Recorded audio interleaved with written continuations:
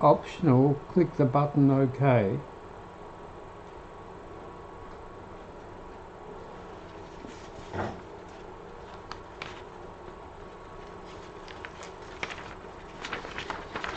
Click the button OK.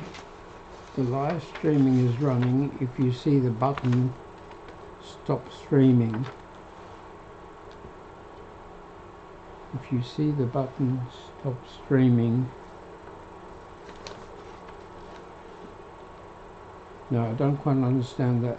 The live stream, yeah, that's there. Do I have to press No, it's just the live stream is running if you see the button stop done. That's it, you run it, and this is the last action when you finish stream. Sorry, so do I do this? No, it's just a notification. It's just like indicator for you that you did everything well, and live stream So is all running. that's left now is... No, you don't need to use it.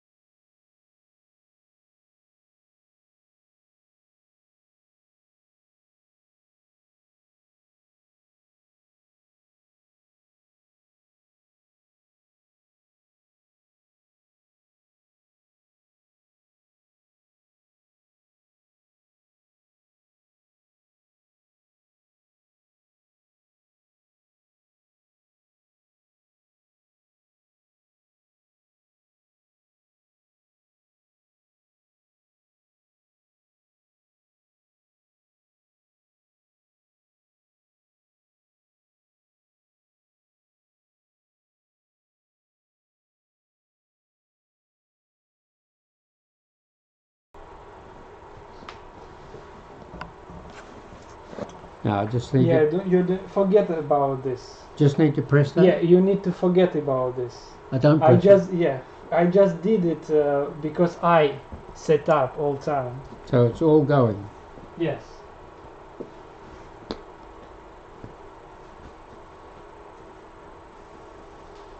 Hi.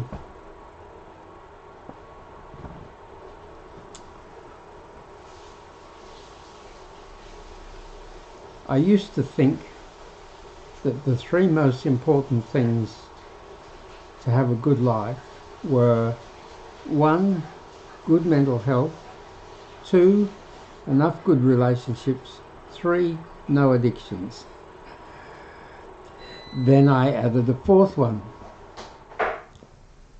a strong immune system which fights infections, allergies, inflammation, autoimmune diseases and cancers. And now I've added a fifth one, which is the habit of smiling. We all know that when we're happy, we smile. What that means is that the 25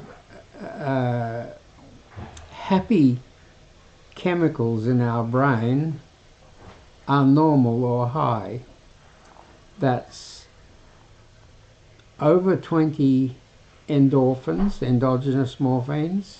Our brain produces morphine-like chemicals which stop pain and stop distress and make us feel good.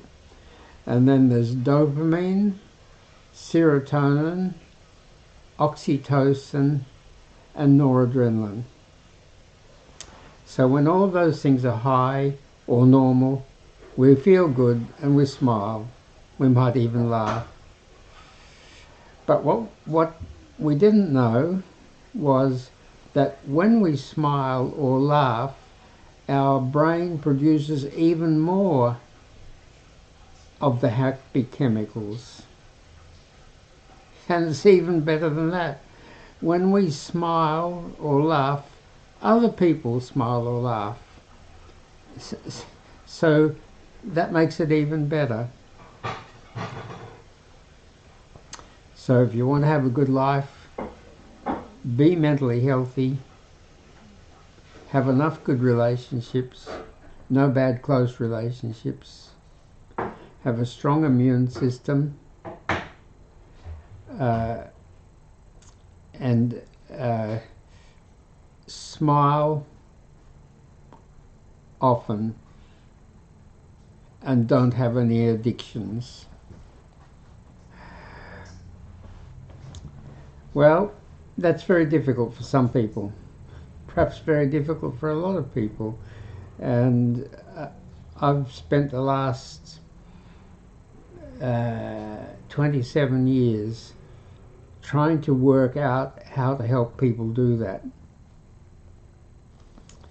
And what I found was that mental health and addiction care only have two tools, and they've both got big weaknesses. Everything we do with tools. Well, maybe that's an exaggeration, but almost everything.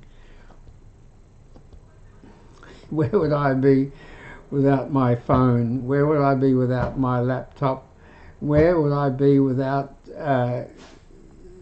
the television, the radio, the refrigerator, the hot water system? Everything now is tools. Once upon a time there were very few tools, but we get more and more tools. We've now got AI.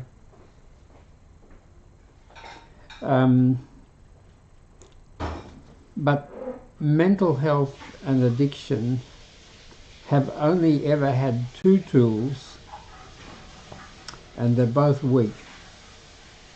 The first tool is talk therapy,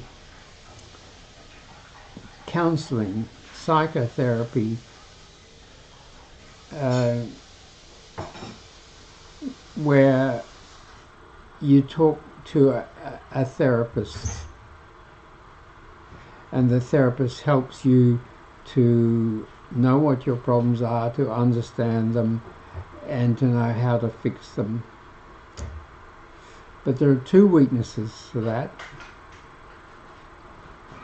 One is that to be a therapist, you at least need a 4-year psychology degree, or you may need a 6-year PhD, or to be a psychiatrist, you need a 6-year medical degree, a couple of years at least of general medical practice, and then 4 or 5 years of training in psychiatry.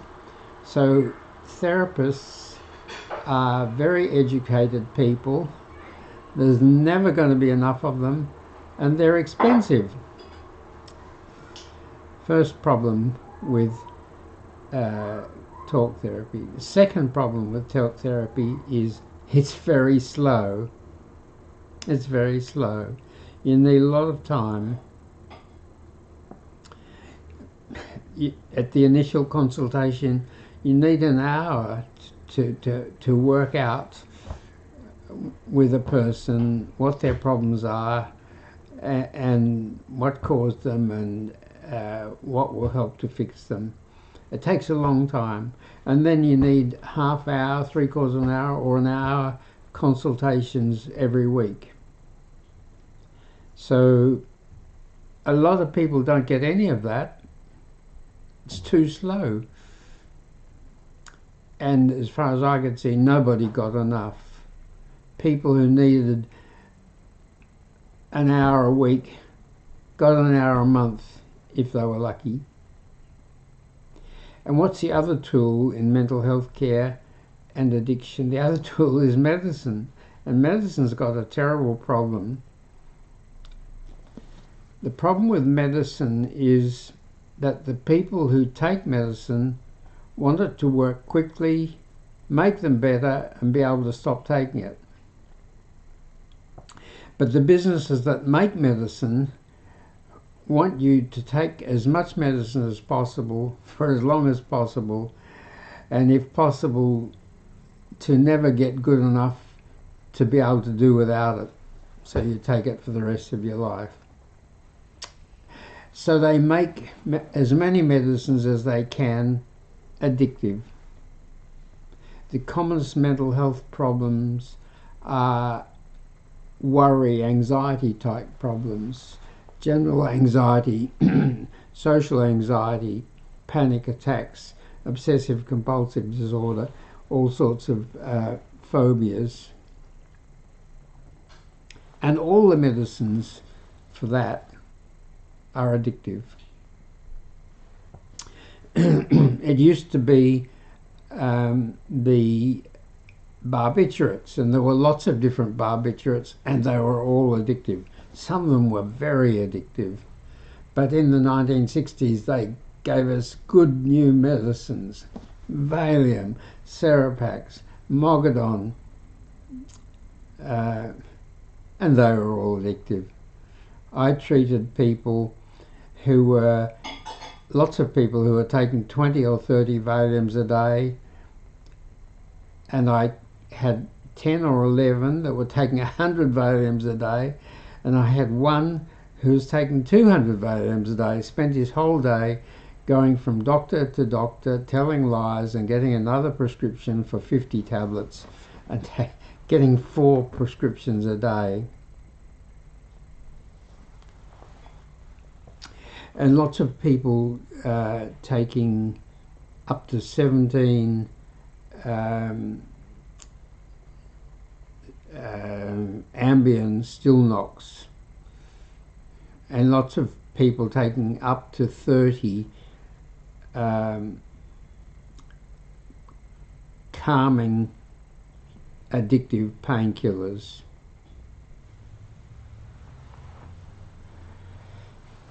So,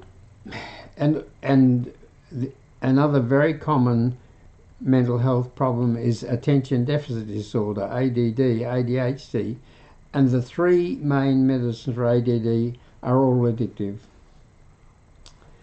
So the authorities thought they'll fix that, they'll make it safe. So you can't go to your family doctor and get Ritalin, dexamphetamine or Adderall for your ADD. You have to go to a pediatrician if you're a child, or a psychiatrist if you're an adult. So what happens? Those people are all expensive and mostly got waiting lists. And the better ones don't want their whole practice to be about ADD. They want to have a balanced practice. So they've got long waiting lists if your problem is ADD. And the not very good ones just see ADD. It's easy. And keep on writing prescriptions for those medicines. So as many medicines as possible as they can get away with are addictive. Some, for a long time, when we had a terrible heroin addiction problem in Perth in the late 1990s, and I saw young people who told me they were the last person standing in their group. All the others had OD'd on heroin. So I thought I'd better find out about this heroin business. It was new. We'd always had alcohol and we'd always had tobacco, but we hadn't had heroin. And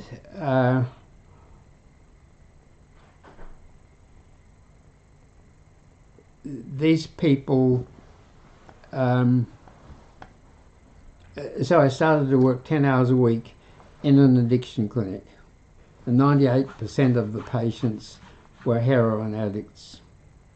And I wanted to know what the cause of addiction was. It seemed to me to be a health problem. In health, you always want to know the cause. If you don't know the cause, it's much harder to fix the problem. And if you don't fix the cause, the problem just comes back. They just relapse.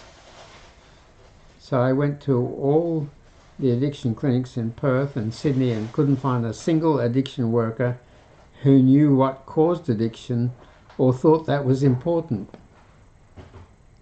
And then one day in the addiction clinic where I work, where they didn't know what caused it, I saw 15 heroin addicts and 5 of them had ADD. And at that time, a lot of people thought that addiction caused mental illness, but that wasn't the case with these 5 people because they'd had ADD, ADHD since they were kids, but they didn't start to get into heroin until their teens or 20s or 30s. So then I looked very carefully at every addict, asked them about their childhood, their parents, their siblings, their home, their schooling, and found that 19 out of 20 addicts had had serious mental health distresses for which they didn't get good treatment. So they went down the street and they got street treatment. And of course, street treatment is all addictive. Nobody sells non-addictive stuff on the streets. You're not allowed to. It's not legal to sell medicines on the streets that are not addictive. And of course, it's not legal to sell addictive medicines, but they do it. And they use the addictive medicines to boost their business. And because medicines are regulated, they first of all have to be prescribed by a doctor, and sometimes a specialist doctor who are few and far between, and then they have to be dispensed by a pharmacy, and that adds delays and costs that make it faster, easier, more convenient and less costly to get started on street drugs. Of course, later on the street drugs become horribly expensive because you need more and more and more. But to begin with, the regulations, which are supposed to protect us, actually become a hazard. And the troubled people who are suffering always have crises, have bad patches, and in the bad patches they get desperate. They get desperate for relief, and they will risk taking stuff that they know have tortured and killed some of their friends or family, but they still are desperate in a bad patch to get relief. And of course, one of the things about addictive medicines is they never cure the problem.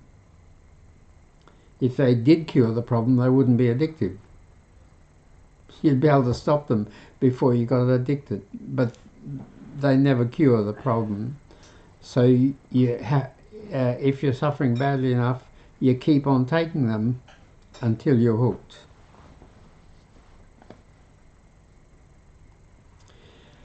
Big problem. So over the last 27 years, I didn't know that I was doing this, but what I was doing was gradually building up a package of tools to deal more effectively with mental health and addiction. I started with a 20-question paper checklist. I was so busy that I was able to get my nurse to see people first and do the checklist, and then in 5 minutes, looking at the result of the checklist and asking the patient a couple of questions, I would learn as much as it took me 25 or 35 minutes, which I just didn't have. And another tool was videos. People need to understand their problems. They need to understand what causes them. They don't need to understand what makes them worse and what helps them get better. And if you have to explain this to everyone, that takes a lot of time. But you can put all that on a video, and they can watch the video, that is a tool. And my first video about 10 years ago, no, maybe longer than that, got 10,000 viewings in 9 months. I thought, wow, that's good. So I made another 8 and I had 9 videos. But then they gradually stopped watching the videos, and I didn't realise what was happening. So I thought, I've got to make these videos better and more detailed. So I spent a lot of time making 31 videos that covered everything. The time was not the filming. The filming is fairly quick. The time was getting the information, the texts for the videos right. But they didn't work either. In fact, they got a worse response because they're all 7 to 12 minutes.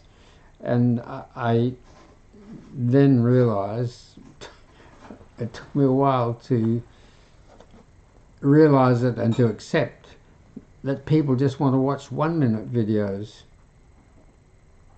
They want to watch 1 minute video on one thing. So now I've got over 100 1 minute videos. And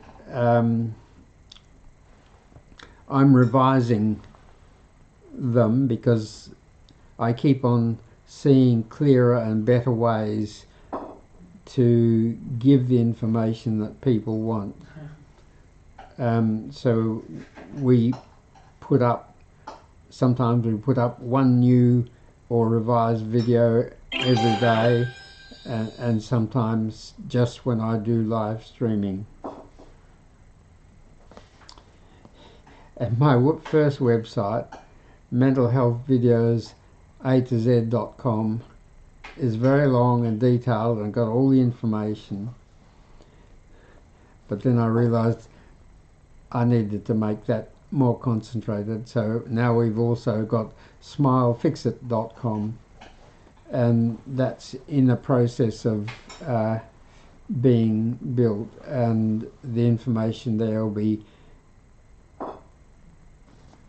shorter because that's what people will watch. And then it became technology became more advanced, and it became apparent that what was needed was an app, not a paper checklist, an app.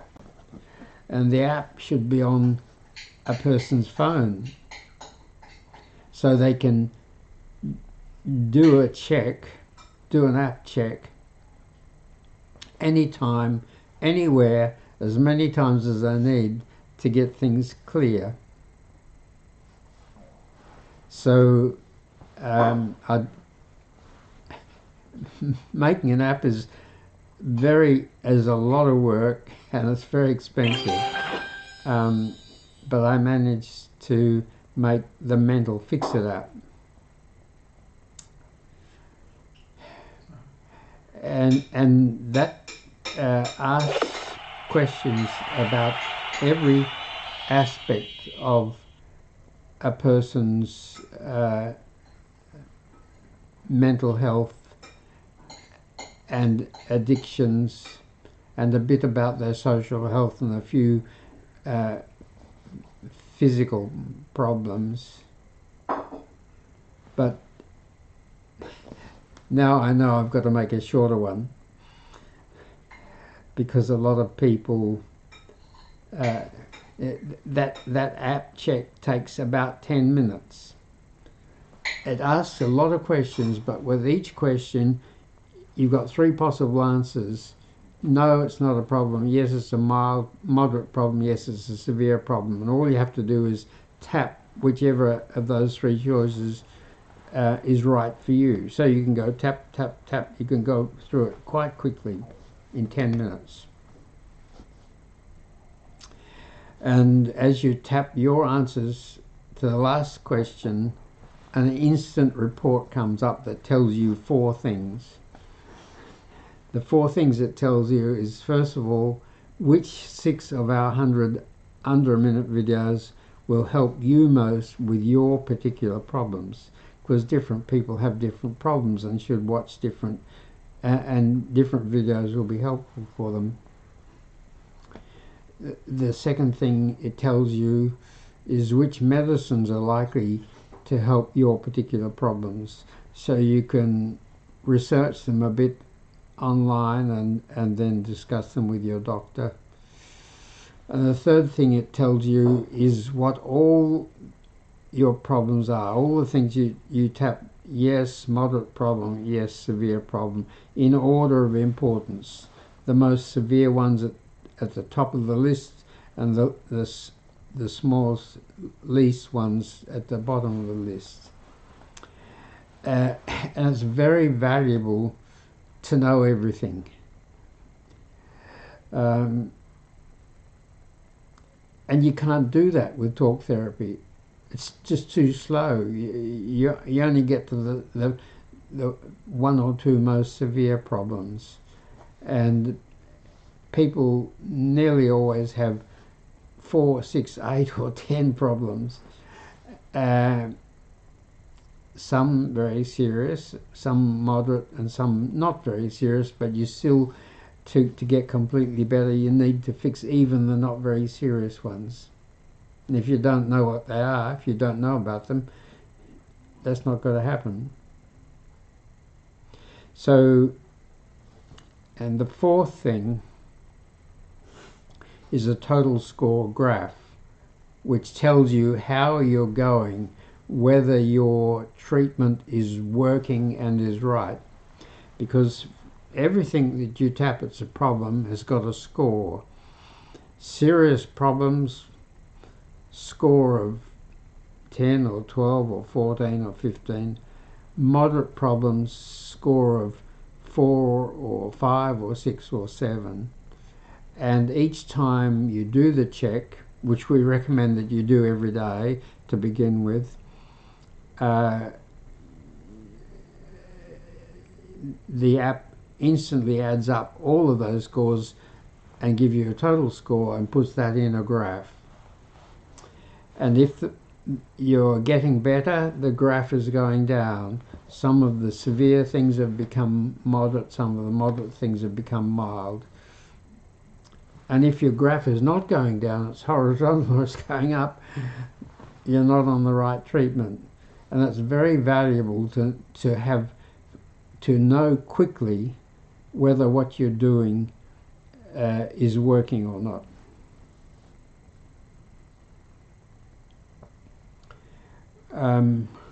So what are the tools so far? Under a minute videos, mental health videos, A-to-Z website, Smile Fix It website, and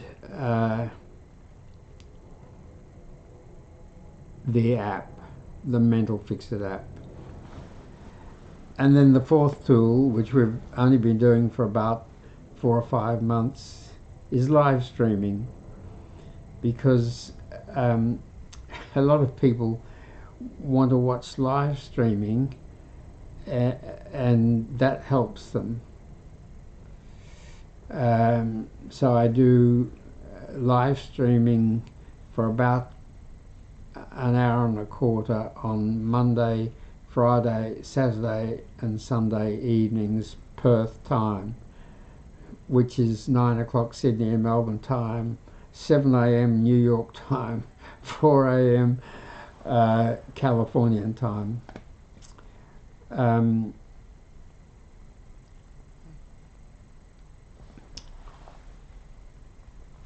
The fifth tool is powder medicines. If you've got an emotional problem, or you're craving for an addictive substance, you want medicines that work fast. And when you swallow a tablet or a capsule, it goes right down your gut and by an indirect pathway into your general circulation and back up to your brain or wherever it's needed. So swallowed tablets and capsules don't start to work for somewhere between half and 1 hour, and they take between 1 and 2 hours to work strongly, and that's not fast enough. If you're coping with panic attacks or with social phobia, or if you're craving a cigarette or craving too much alcohol or craving some other drug, that's not fast enough. And what I found was that powder medicine that you drop on your tongue and suck, don't swallow, gets absorbed by your tongue. It doesn't go right down, it's absorbed by your tongue straight up to your brain. and your tongue is pink or red because the blood vessels are so close to the surface, and the tiny granules of powder get into those very superficial blood vessels very quickly. And so powder medicine dropped on the tongue, sucked not swallowed, starts to work in 5 minutes and becomes strong, has a strong effect in 10 to 15 minutes. And that's fast enough to, if you take it as soon as a problem starts, to stop that problem from getting bad. So it saves a lot of suffering, but also it tends to cure problems, because everything in us that we do or that happens in us is the result of chemical or electrical triggers. An electrical trigger runs along from your brain, along your nerves, and triggers a feeling or an action, or a chemicals released by your brain or your glands into the bloodstream and flows to wherever it works and triggers things, triggers good and or bad things.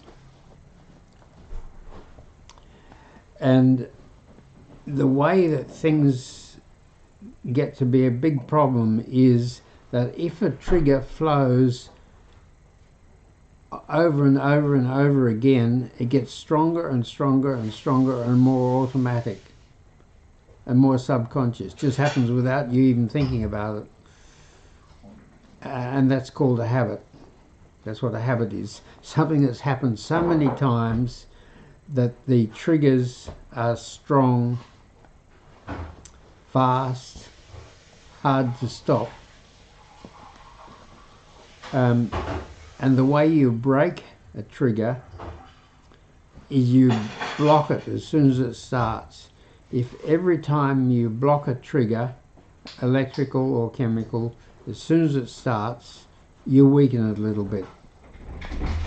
And then next time it's a bit easier to weaken it even more.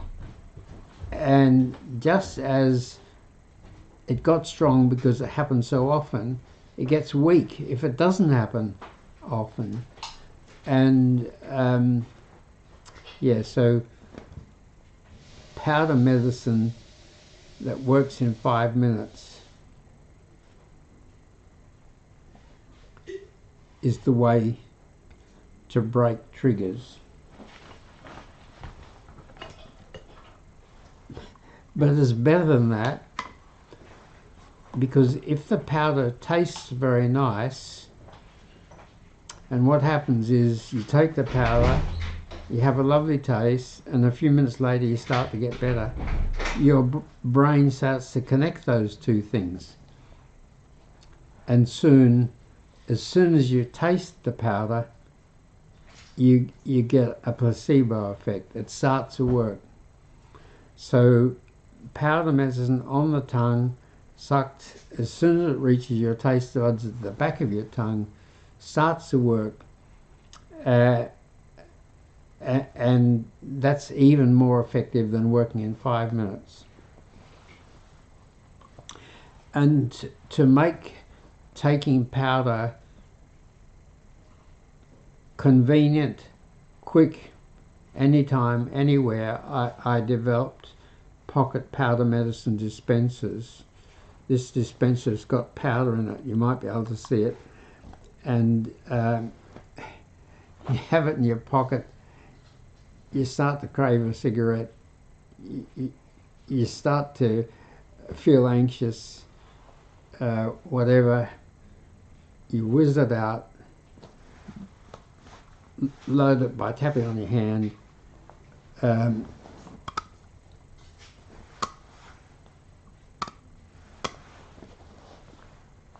Drop the powder on your tongue, suck it, and it starts to work.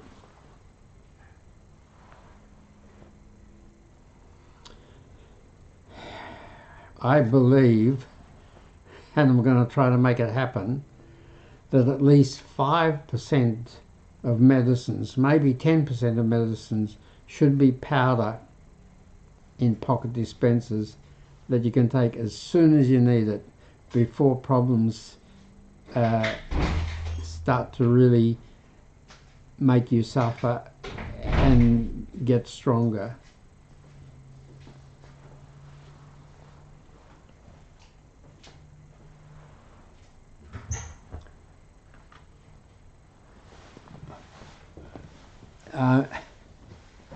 I'm trying to see what people are asking.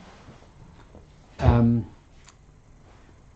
very old and I'm not good at technology, and I'm not very good at doing that, but and people want to join as a speaker, and I don't know how to do that, and I'm not sure about that anyway, because they might be trolls. But I'd be very grateful if you send me messages, questions, what you want to know, what was helpful, what was not helpful, criticism, what could have been better. Send it either through the live streaming platform that you follow. We're doing it on 4 platforms: TikTok, YouTube, Instagram, and Facebook.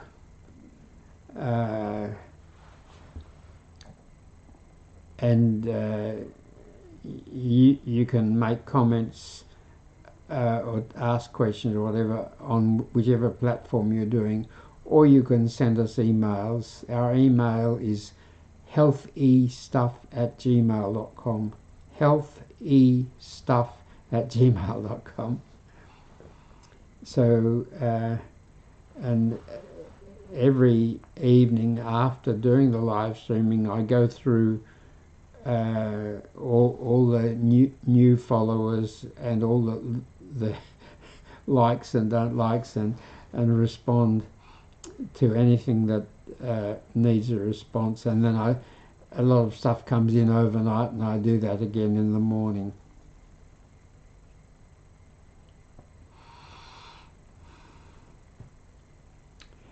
Yeah, so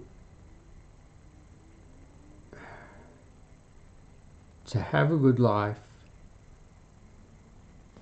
you need to be mentally healthy. You need to have enough good relationships and no close bad relationships. You need to have a strong immune system that fights diseases.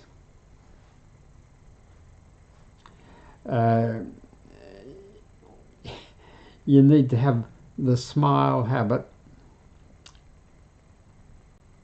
Smile as much as you can. Every excuse you get, you smile or you laugh.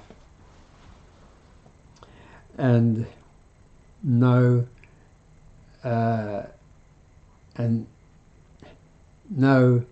addictions. If you've got those things, you'll get everything else that you need, no problems. If you haven't got some of those things, you'll have difficulties. I wish I'd known that a long time ago.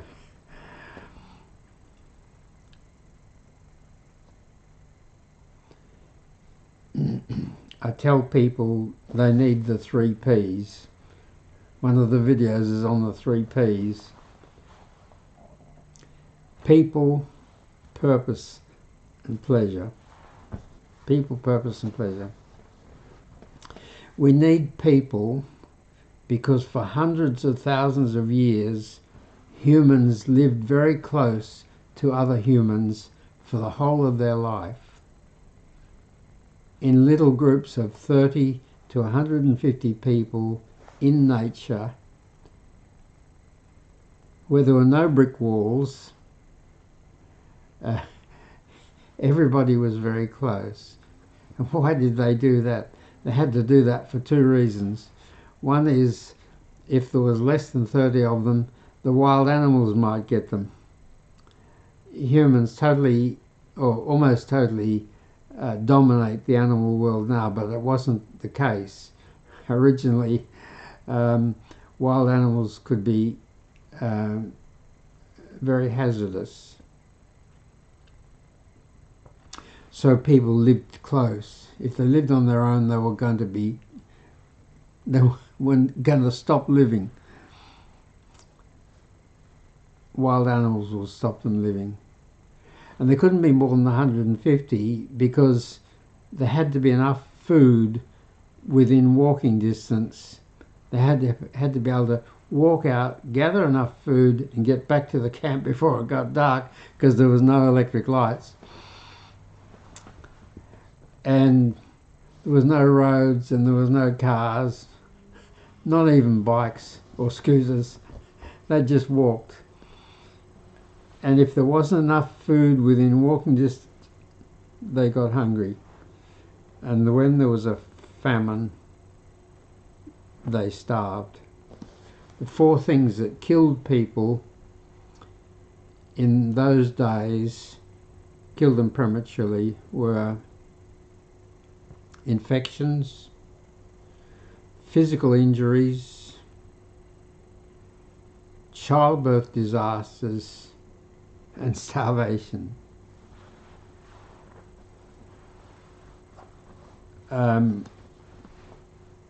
So they lived in these groups.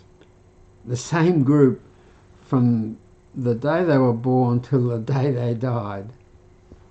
Mostly extended families, people they knew very well. And humans do better being close to other humans. Just makes their chemistry and everything work better.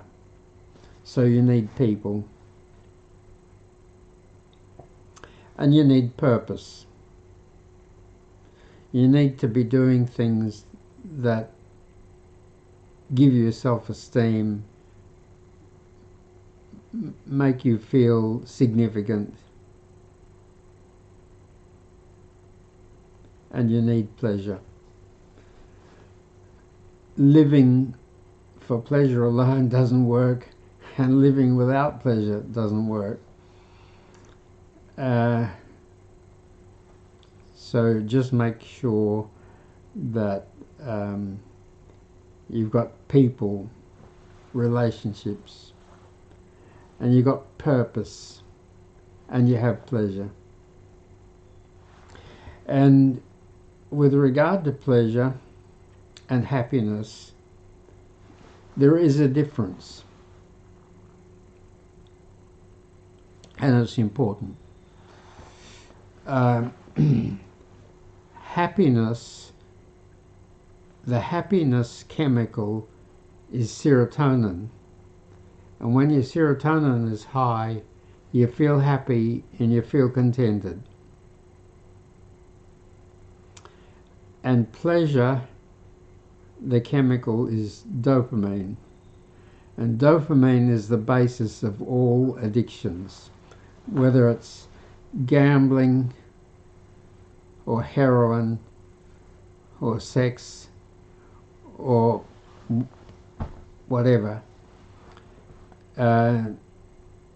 The addiction habit gives you a little shot of dopamine which makes you feel good, but it fades pretty quickly, and then you may want to have another little dopamine shot, and then if you have enough little dopamine shots, that becomes a habit, that becomes an addiction. So by all means have things that give you pleasure, but don't do them so often that they become obsessions, that they become habits. And make sure that you have things in your life that make you happy and contented.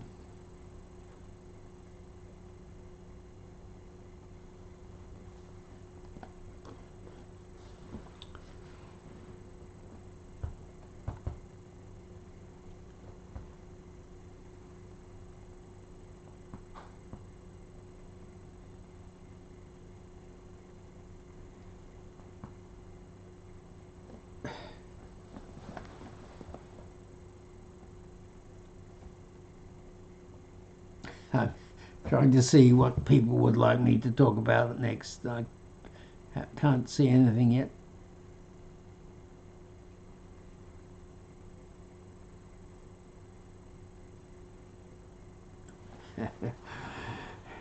What if your purpose goes, you lose pleasure and you're scared of people? That's pretty miserable. Grab your phone, find the WhatsApp, no, not the WhatsApp, find the App Store or the Google Play icon, tap it, download the Mental Fix It app. You can do that in 10 seconds and it's free. Then tap your answers to all the questions, which you can do in 10 minutes. And then watch the 6 videos that the app report recommends will help you most with your particular problems, which you can do in 10 minutes. So in 25 minutes you can find out what the problems are. Somebody who's lost their purpose, doesn't have any pleasure, and is scared of people, has definitely got problems. They're not magic. There'll be real reasons. Find them. Find which videos will help you. Watching a 1-minute video can be a wonderful experience in understanding and fixing something. And if you don't get it the first time or not quite sure about it, watch it 3 times, and tomorrow watch it again 3 times, and watch it as many times till you get it, till you understand it. And that's the value of doing the check often. Is if every day or two you ask yourself, have I got this problem? No, moderate, severe. You think about it. You think about yourself. You think about your life. Yeah. No, I haven't got it. Okay, forget that. Or yes, I moderate. Or yes, severe. And you, when you repeat that, you just understand yourself better and better and better. And understanding yourself is very important.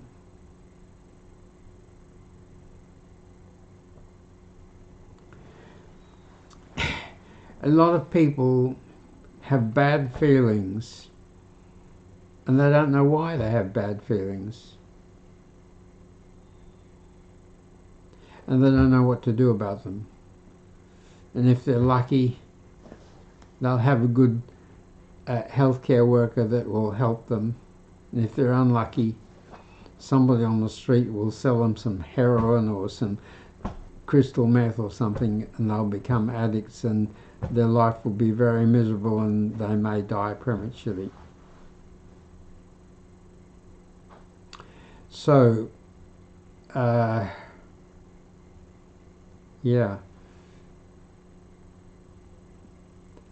I'm sorry that my app takes 10 minutes the first time you do it, but any question you answer no twice, it only asks that question every 4th time. So fairly quickly when you do it, you're being asked less and less questions. The checklist doesn't ask you a question you've said no twice. For the next 3 times, and on the 4th time you do it, it'll ask that question again. So you quickly go from 10 minutes to 7 minutes to 5 minutes. And then if your treatment is working and you're getting better, and there's no reason why that shouldn't happen, if you follow this program, then you might get down to 3 minutes. And you'll only do it once a week. But to begin with, it's very good to clarify things, to get everything clear, to do the check, and to watch the videos often.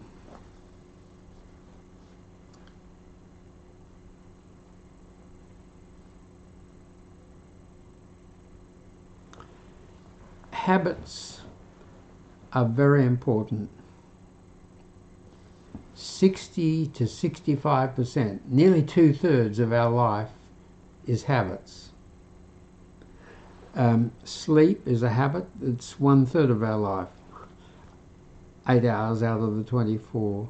And then there's another 30% of other habits. And it's so important to be able to make good new habits and break habits that have become harmful.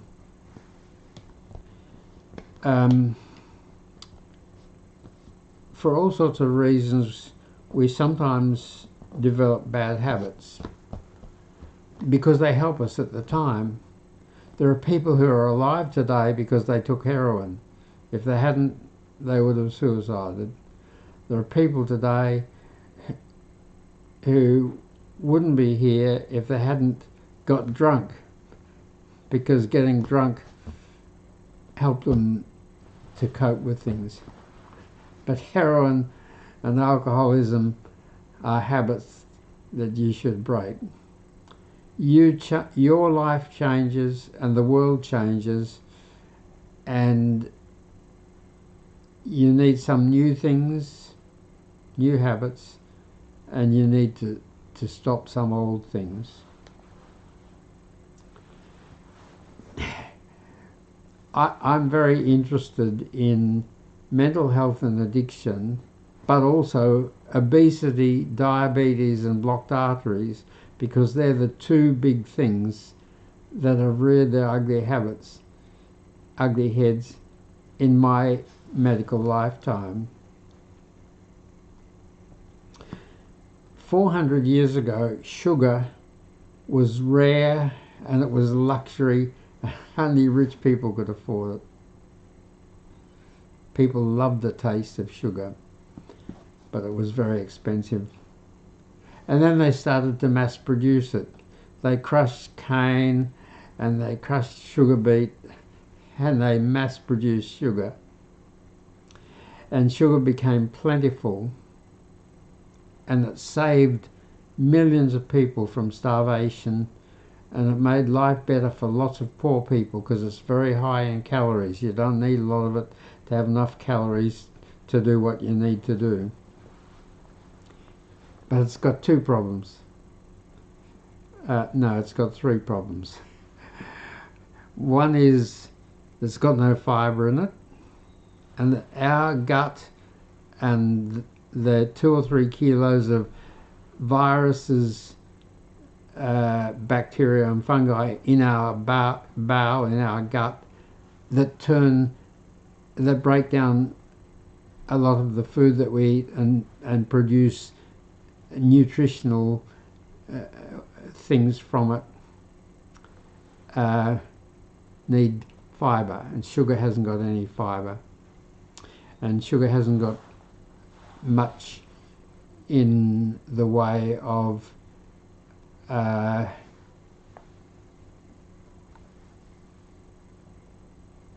said something that's offended TikTok. I'm sorry, I don't know what it was. Anyway,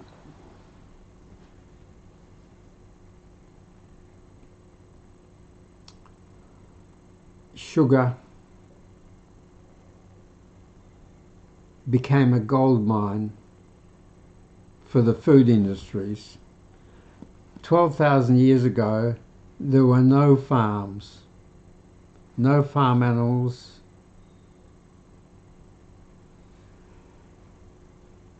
300 years ago, I'm not absolutely sure about how many years ago it was, there were no food factories.